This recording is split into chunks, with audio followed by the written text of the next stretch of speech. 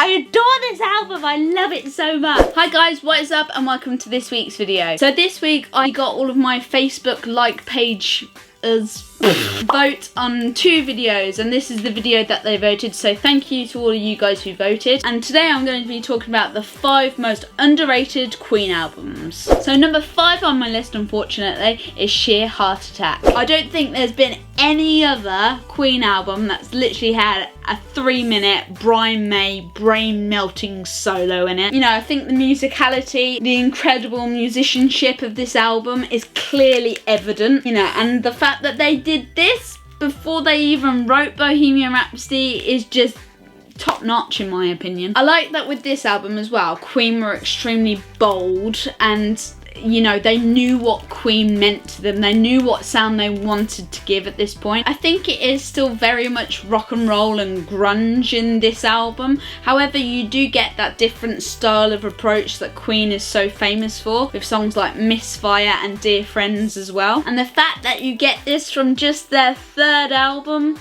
is just genius in my opinion. Number 4 on my list is Queen, the self-titled album. Now, for a band's first album, can I just quote Janis in this and say, oh my god. Oh my god. They definitely pulled this album off like experts. There isn't a single bad cut on this album. It's all done so awesomely, and for the fact that they were just university students when they did this album is mind-blowing. They've produced tracks like Keep Yourself Alive, Liar, My Fairy King, Great King Rat. All of that rock opera sort of sound that they started to do was evident in this album. I like it as well that it very much signals the kind of inspirations that were around in those times as well. I think you do very much get that Led Zeppelin kind of vibe from this album, and I think that is just mind-blowing for a load of university students. So that is why it's number 4 on my list. So number 3 on my list, and one of my all-time favourites I think in my opinion, is Queen Innuendo. Now for those who do not know, Innuendo was recorded whilst Freddie was battling with AIDS. It was his last album that he did with the members of Queen before they did their final album, Made in Heaven. Made in Heaven, a bit of a spoiler alert for you guys, is not on this list, and the reason why I don't think it needs to be on this list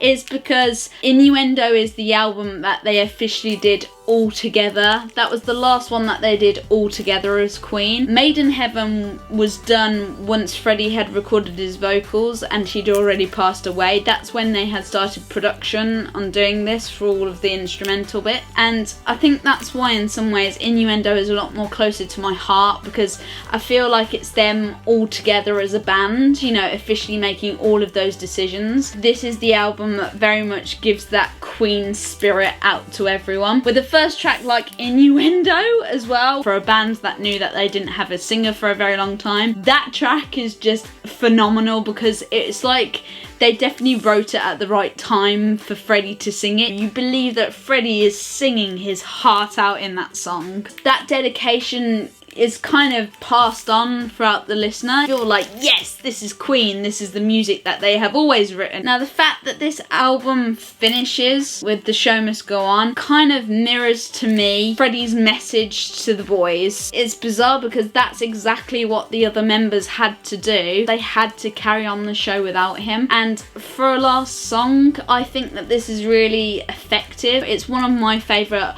last songs on a Queen album, I'd say. So number 2 on my list is A Day at the Races. Now I know a lot of you will be questioning number 2. Really, in my opinion, they succeeded over A Night at the Opera with A Day at the Races. I think that all of the members of Queen really succeeded. They knew their limits, they knew what they were good at. They thought, you know what, we hit it so well with Bohemian Rhapsody, and that's what we need to do. We need to show our talent as musicians, as songwriters, but also with our vocals as well. I think that this is the most harmonised album out of the lot of them. You get songs like You Take My Breath Away and You and I, but then you get that different style of music with Somebody to Love, which is obviously completely different to any Queen album that came prior to this one. It's nice to have that as well because it shows the transition that they made during that time as well, which is why I think it's definitely one of the most underrated Queen albums ever. Now, do I even need to say that this is number 1? Because clearly